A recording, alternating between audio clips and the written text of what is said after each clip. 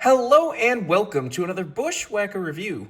Today we are going to be taking a look at Brad Keselowski's Castrol GTX Darlington Throwback from 2023. As always, take a look at the box. Once again, you just have the generic NASCAR 75th anniversary box.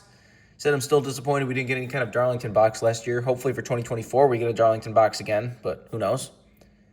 Anyways, got NASCAR 75th anniversary 2023 NASCAR Cup Series Lionel Racing. Render the car right there, standard finish, RFK. Made total 504 of these things. NASCAR Cup Series, standard finish. NASCAR 75th anniversary. Register your car at Lionel Garage. And you, of course, have all your copyright and such on the bottom of the box. Here is the car itself. A very nice looking throwback. This kind of throwback honestly reminds me a lot of like Joey Logano's current Vegas special for Pennzoil. Because this is one of those cars that has like 90% of this car is based on one past paint scheme, which is one of John Force's old Castrol funny cars. But then it also has a few little like other details from sort of kind of other Castrol GTX cars from back in the day, and even some like modern spots. Like they for some reason put the RFK pillars still on the throwback. I really wish they would just get rid of that for the throwback. Like this year they did a little better because they had them, it was just like the outline of the pillars, so they weren't as like obvious instead of just a solid, black pillar like this one is. But still, for throwbacks, just don't do that. It was like when Petty would like throw their little Petty swoosh thing around the number on like an old like 1960s Richard Petty paint scheme. It just didn't look good. But anyways, this car in general looks amazing. It's great to get these old Castrol colors back on a car. Just that bright, stark white with the bright red and green around the bottom. It's got a nice chrome red number. Just a beautiful paint scheme. If you remember this season, he actually won in his throwback, which was a throwback to the Castrol Supra. I'll definitely be getting the raced version of that. I already pre-ordered it. So you'll see a review of that whenever that comes out. But this is definitely a cool one too. Anyways, let's get down to sponsors. On the hood, you have Castrol GTX. Got Ford Mustang number 6 and RFK. Down the side, you have Castrol GTX. You got Siemens, International, and Mac Tools. Back here, you have Fastenal.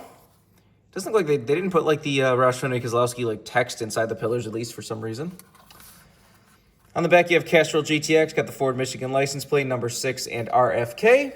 Castrol GTX on the deck lid and the roof.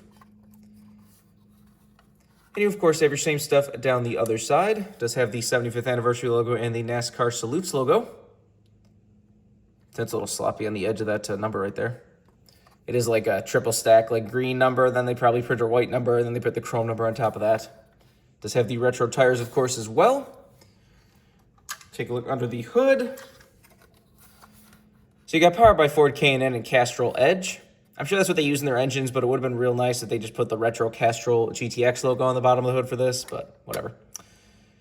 There's the engine detail if you want to see that. Obviously, no deck lid. The roof flaps, of course, do open. And there's the inner side of the car if you want to see that. There's not a whole lot to talk about a car like this. Like I said, just a really cool throwback. I'm sure some people get turned off by the fact that it's not like 100% accurate to one specific paint scheme, but like I said, 90% of this car is the old John Force funny car. But I've always liked this paint scheme. I said I've kind of wanted this back when they first ran it, but I never got around to getting it. But then when I went on Roush's site a few weeks ago, I wanted to get that t-shirt for the King's Hawaiian Pretzel Bites car. That t-shirt looks amazing, which that diecast better make MOQ. If that Pretzel Bites car doesn't make MOQ, I'm going to lose it. I already pre-ordered that. But that car looks amazing, and I will be super angry if that ever pops onto a DNP list. But anyways, when I went on their site to get the t-shirt, I was like, oh, I'll look around a little bit, and they had this car on sale. So, perfect. This was one of the chrome number cars that's normally like $81 retail. And they had it for like $63 or something. So I was like, oh, I'll pick it up now. I do kind of want to get his Patriotic Castrol from last season too. I quite like that paint scheme as well. So you might see a review of that at some point if I ever get around to getting that car too. Castrol's had some of the best paint schemes in NASCAR recently. I mean, I wish they would have kind of, gone with a little bit more color on their main cars, because like their main, was it the Castrol Edge, the like matte black car with like the little bit of green and red? They look good, but I like the ones with the white a little bit better. I want them to be a little bit more bright, colorful, and eye-catching. but that's just me. One random thought is that the 2022 Castrol primary, the green and red one, his like first one he had for Roush, for some reason the 124 of that is just rare now. Like when I was looking up this car to make sure there wasn't, I didn't want to like buy the on sale one from Roush and then go on eBay and find there's one for $30 or something. So I was checking on eBay to make sure there wasn't a cheaper one at the time, and realized that there was like one of that 2022 Castrol car on eBay for like $140 or something. I don't know why that car got rare of all cars, but you never know. There's always those random cars that just get rare for some reason. I think that's going to kind of happen with a lot of these like chrome number cars, because there's a lot of people that don't want to pay the extra price for the chrome number car. So then they'll probably wait till they go on sale, but then once the ones that go on sale all disappear, then they'll be gone for a while. So you never know. Anyways, even though this diecast is a sort of brand new release, you can get it right now if you want. I'm sure Roush still has a few on their site if you want to go there.